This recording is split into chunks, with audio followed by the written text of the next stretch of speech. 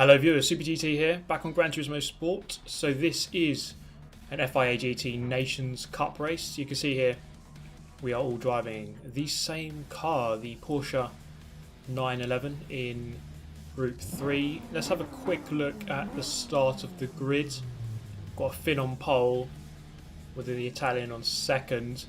Now we're gonna see here that I'm gonna be surrounded by Spaniards.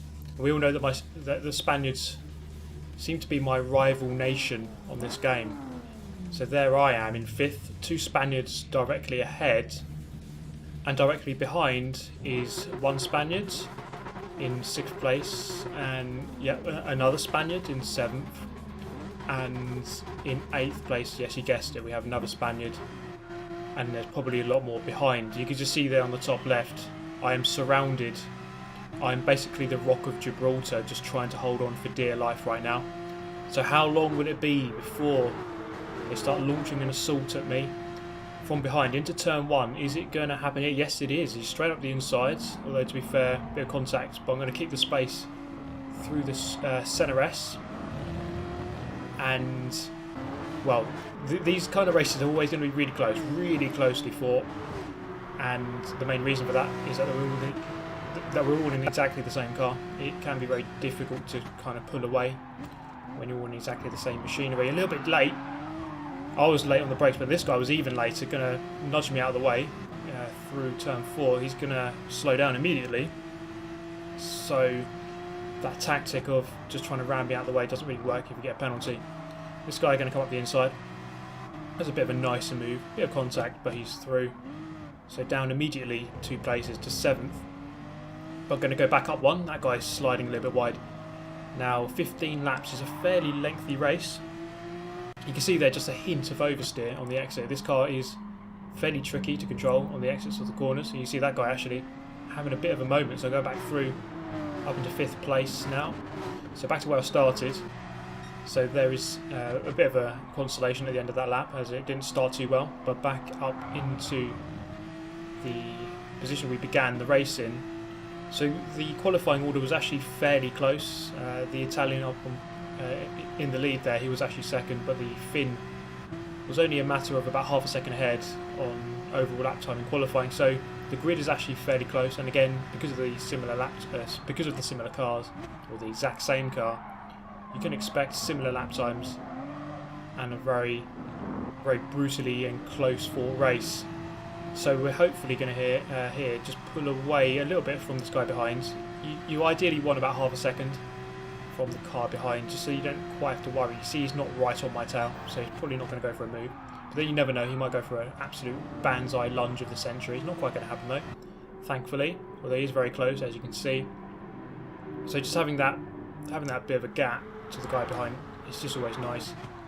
The guy ahead looking for a move on his fellow Spaniard, not quite going to pull off there. The Italian in the lead, you can see him, he's got a good second or so over the Finn in second. I'm now already 3 seconds down on the leader, it's only lap 2. Just shows you if you start fighting early on, you can really lose a lot of time very quickly. Then into turn number 10, very tight little hairpin here, does open up a little bit on the exit. And down through turn 11. The car can slide on you a little bit there, so you do have to sometimes lift off the gas to make sure it doesn't. Into the final corner, onto the main strung. I'm going to get alongside this guy. He's not going to give me really any room at all, and perhaps it can be quite hard to tell which view, well, it's impossible to tell which view people are using. Perhaps he might be in cockpit and he just couldn't see me. You just never quite know. So sometimes you have to give people a bit of the benefit of the doubt, but you would have thought they would have seen me there in his mirrors or something. Into the centre S, you can see him just poking to the bottom of the screen. But we are once again going to maintain 4th position and aim to get onto the back of the next Spaniard. So far I've gained overall 1 position. As we come down into Decido de Lago, turn 4.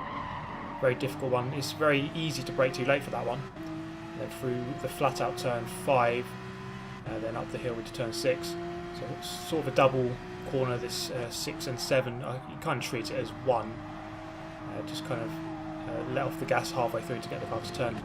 these corners here are really tricky, and you can see that mistake there is going to be a common mistake, as he kind of runs me wide. A bit of contact back on him, but now he's going to have the inside line for turn 10. So he's up the inside. Okay, fair enough. We're not really going to complain about that one too much. So look at the outside, and you see there, with that deep run into that corner, I can get a better exit, get on the throttle a little bit earlier, so I'm back up into 4th. So a good bit of racing there, a bit of contact, a bit of door-to-door contact, no penalties involved though, so good to see. But all that is doing is losing us time to the leaders. So I'd say we probably lost a second or so there, just fighting. And it doesn't look like the leader's actually really pulling away from second, so this is open here, this race. As we now cross the line, he is right on my tail. Slipstream is really powerful in this game, and especially on these long straights. Is it quite going to work out for him into turn 1? I go very late on the brakes, and it doesn't quite materialise, so I'm going to keep the position. Somehow I am the fastest person on the track. Not quite sure how that has worked out, but you can see there my fastest lap, 32.8 on lap number 2, I believe it was. So down the hill into turn number 4. On lap 4, very wide goes the Finn. He's had an incident with the Spaniard up ahead. Couldn't quite capture exactly what happened there, but we're going to go 3 abreast on the sandwich, on the meat in the middle of the sandwich. Then up the hill, the Finn has lost out a couple of positions. He's gone from 2nd to 5th. The Spaniard who was behind me has gone from 5th to 2nd. So a complete role reversal for those two. So that Spaniard there in 2nd had a really good couple of corners, making the most of all of that. As the Finn went wide, it kind of drew my attention, and I braked a little bit too late into turn 4, went wide, kind of followed him. I mean, that's a rookie error really. You shouldn't really follow someone wide when they make a mistake, but that has happened. A bit of a nudge from the Finn, but we're just going to say that was a bit of late braking and nothing really came out of it, so I'm going to keep my position 4th here. So a big group developing, so from 2nd back to 7th we are nose to tail now, and all this is doing is helping the leader, the Italian, to pull away. He's now nearly 5 seconds ahead, so he's actually disappearing out of view. So all this fighting, you're just going to lose time constantly, while the guy in the front, he can just kind of lap cleanly, hit the apexes, hit his brake markers without having to worry about getting lunged or hit. He's just going to pull away. So very close to contact through the centre S. I think the 2 guys ahead are making contact, and you see this group forming now. Look at that, 5 of us, nose to tail, and this probably is going to result in one of us at least upset on the sidelines in just a moment. We shall see. Down into turn 4, Marcos Alonso looking up the inside, didn't quite materialise. Bits of contact on the exit, but nothing too bad. But obviously too bad by the game standards. That was a penalty, even though it's just the tiniest of taps in the guy's rear end, which did not affect him at all. In fact, it probably boosted him if anything. So I'm going to get a penalty. He just recovers that slide there, just about. So a little bit deep once again into turn number 8, and a massive portion of oversteer, and just unfortunate for that guy who was caught on my outside there. I mean, obviously that was just a massive mistake, and once again you can see the car can be very hard to control. He's going to have another bite of the cherry here, obviously not very happy at that, but it isn't quite going to work out for him this time. So still in 4th place. I've somehow stayed in 4th place despite all these overtakes and lunges and everything. Still in this position. Guy ahead just running a little bit wide on the exit. You can kind of go a bit wide there, it doesn't really ruin your time too much. As we wind out the lap up the hill towards the start finish line, and the race is brewing up nicely here. A nice big group forming. The leader's long gone now, I think. It'll be very difficult to try and catch him up unless he makes a very big mistake. He's actually now nearly 6 seconds ahead, so he's gained another second on that lap. So once again, the 2 ahead, and this is another theme of this video, another theme of this race. And when people start blocking way too much too early in the race, and in fact that guy's got a penalty, he's going to have to back off. So people can start really defending really early, and just a lot, and what that is simply going to do is just going to invite so much pressure from behind, because at this moment we've got a gap. I've got a 1.2 second gap to the guys behind. I'd be more than happy to sit in 3rd with this guy, just sit behind him, not overtake him, and just pull away from the rest of the guys, just so that it becomes a 2-way battle for 2nd rather than an 8-way battle for 2nd. You see in the background there's a couple of guys behind still fighting. That is helping. So it's just a very simple rule. The more you fight, the more you lose. or the more you lose time. So that was a very poor line through that corner. So I'm just considering how I can sometimes go into a lean fuel mixture just to save a bit of fuel. It can be very hard when you're in the middle of a battle though to do that, and you have to really pick your spots very carefully. So you may see me change from 1 to 3 a couple of times. He's going to pull out there. He doesn't want me to slipstream him. It's very easy to get in the slipstream up this very long straight, especially up the hill. It's actually a very long straight here, which is mostly curved, but of course it's at full speed.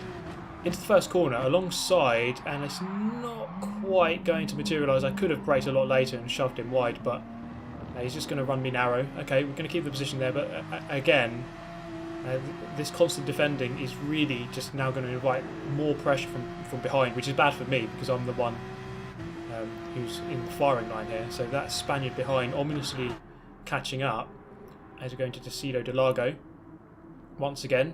So just hitting that apex very nicely through that turn that time around. So sitting pretty in third place at the moment. This isn't too bad, but you see there as we look back, there are a fair few cars waiting in the wings just in case something does happen. So this is the thing, you're in a good position, but if anything bad happens, I mean, if I just make one mistake and go off onto the grass just a little bit, I'm going to lose 3, 4, 5 positions. So that is how close it is. It might not look close, but it really is. You're just one mistake away from losing a lot of positions. So the Spaniard ahead got a bit of a gap now. That wasn't the best middle sector from me. I've still got a 2-second penalty to deal with, and since the recent updates 1.13, 1.14, they don't really go down at all. They used to kind of wind down on their own through the slow corners. But that isn't really the case anymore. You do just have to simply get on the anchors and slow right down to get that penalty to decrease. So here's a good example of the slipstream. I'm going to pull to the inside. He's going to pretty much go fully defensive, just about leave me a car width. So fair play to him. Strong defence, but I think just about legal. And I'll be more than happy to stay behind because I'd say he wasn't swerving or anything. Bit of contact there once again. You can see these penalties are sometimes very questionable. There was a tiny bit of contact through the apex of the centre S, or the curve de sol, sorry, and that's going to result in another 2-second penalty. So I'm once again walking a tightrope as I receive a bit of a bump from behind, and luckily I get no penalty. I wonder if the guy behind got a penalty though. He might have done, seeing as that seems to be a growing trend in this game. So I'm walking a tightrope definitely. Once it goes over 5 seconds, so it has to be over 5 seconds. So if it's 5, it's okay, but if it's over 5, then it will start counting up every couple of seconds. So you do have to serve it pretty much straight away if it goes over. So I'm 1 penalty away pretty much from having to back right off. So as it stands here, we're okay. And we are on lap 8 now, so we are beyond the halfway mark as we went over halfway mark of this lap. So presumably we are going to all go into the pits at the end of this lap and pit for fresh rubber. You see the gap behind, that has got really big. I guess the guy behind must have made a very big mistake, and that is good for us. That's very good for the pair of us here. We can kind of just focus on going forwards, not have to worry about defending. I just really hope that he would see the honour in that. Going to the pits, I'm going to try to brake early, and it really didn't decrease my penalty at all. So the places that you can decrease the penalties seems to be limited as well. So it didn't really go down at all there. So I simply just lost time without decreasing the penalty. So that was a pretty bad couple of seconds for me. And at a crucial time, because in the pit stops you can definitely go and jump people, get past people. So it's probably not going to happen on this occasion. So really loving the pit stop animations on this game. I could just skip this quite easily, but I just like to watch it. It's actually really nice. On the exit of the pit lane, so it's quite a windy, long pit lane exit here. So you kind of have to go adjacent to the centre S. And we're going to come out just in front, I think. We're going to look behind there. We can see the Belgian and the Finn just behind on the circuit. And we are going to rejoin just ahead. So they must have gone in at the end of lap 7. We saved, or we went in a lap later. So by the end of the race, we should have slightly better tyres. Our tyres should be 1 lap. Well, there'll be 1 lap newer for the entire rest of the race. So you can see here, the gap to the Spaniard ahead has increased slightly, I think mainly because I slowed down on the pit entry trying to get that penalty down. It didn't know. In fact, I've only got it down by 0.004 seconds. The Spaniard very wide on the exit of 8 into 9, so that gap's going to come immediately back down a little bit. So we're going to watch that Belgian behind. He has kind of come out of nowhere. It's been mostly Spaniards. Now this guy, that was pure filth, absolute pure filth. He got a penalty, and he's just going to push me off across the grass, just swipe me. And here is really unfortunate for the Finn, because I was just trying to get off the racing line, and he just went into the back of me. I don't think it was really anyone's fault. It was just a racing incident. It was a bit of an angry rejoin, but yeah, it wasn't the best rejoin I've ever done. But I was a bit angry from that just purely filthy move from the Spaniard, just to swipe me off onto the grass. No real need for that at all. And well, I'm actually going to go up into third as a result. But you see the Belgian, who hasn't really featured much at all in this race so far, has now found himself in second place. So he's done really well here. He's had a really good middle section of the race around about the pit stops to go up. I'm going to go around the outside, and in this game, going around the outside of someone is often a very perilous place to be, because it's very easy for someone just to push you wide, and on this occasion not quite able to go through. And we're going to see once again, we mentioned this earlier, I'm going to get blocked. I mean, fair enough, he's well within his rights to go defensive, but with that gap behind, I was just hoping that there's some corners that I can't overtake on, so he doesn't really need to defend everything. But here, look at this, more absolute filth. Just runs me wide on the exit of the corner. With, I mean, I don't think I did anything to him, and I'm going to go back down to 6th place. You see though, the group ahead, look at this, it's absolutely, this is a brutal race. It's one of those really hard fought races where you really do have to just kind of grit your teeth and just hope for the best. Marcos Alonso very wide on the exit onto the main straight. He's going to lose plenty of momentum, so back up into 5th. So we're all taking turns here, myself and the Spaniards, to have a go at this Belgian. So then crossing the line, the only consolation I suppose for getting pushed wide was that I served a bit of the penalty, so down to 2.7. So that's the only upside, I guess, of getting pushed wide onto the grass. So that's twice now. People just swiped me for little reason, really. Just I can't really figure what people were thinking when they want to do that. But here is the current situation. You see a very close-knit group. The guy in third taking a nibble at the Belgian, but not able to get through this time. Belgian is hell bent on defending, and as we go up the hill in a 2x2 formation, am I going to be able to go into 4th place? To be fair, I think this Jose guy, he's been really reasonable, and that was a good example of good racing. We're going to get a penalty there though. Both of us get a penalty. And to be honest, that was the best bit of racing I think in the whole video so far. Just both going door to door through turn 6 and 7. Yes, there was a bit of contact, but no one really lost out as a result. To me, that was just good racing. We both get a penalty though. He's up into 3rd now. I get overtaken by Marcos Alonso, who's coming back into the picture. The Belgian's getting a bit of a gap, and up into turn 12, Juncao, up the inside again of Marcos Alonso. So back up into 5th. The amount of overtakes, I can't even keep up. What is going on here? So many, and there's a couple of guys just behind in 7th and 8th, not too far behind. Once again, you just never know if, I mean, this group here is going to slow each other down. We're all defending so much and attacking and blocking, defending, overtaking, making contact. Marcos Alonso up the inside, very late lunge. He's going to make contact around the outside through the CNRS.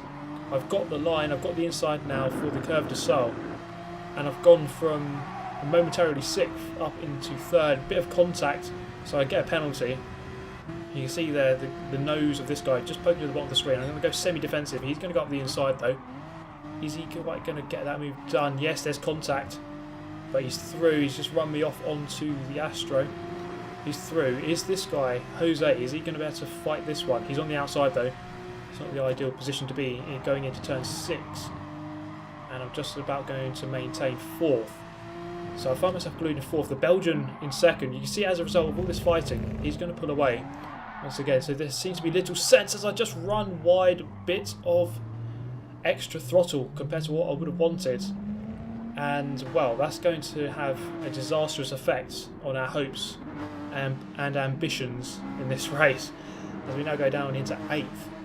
So I've been fighting for second in so much of this race, but now I find myself with only 3 laps to go in 8th. But there is a very big group. That group is big. They are going to slow each other down. So we have a chance of getting ourselves back into this fight. This certainly is not over. So up the hill to end lap 12. We're going to skip towards the end of lap number 13. You can see here very quickly I've got myself back onto this group, and there's still really good chance here of trying to salvage something, because with a group this big, there's someone, especially on the last 2 laps, on the last lap especially, is going to get very angry. We've already seen how bad this group has been so far, but this is going to get really bad, I think. As we cross the line then to begin lap 14, only 2 more left to go.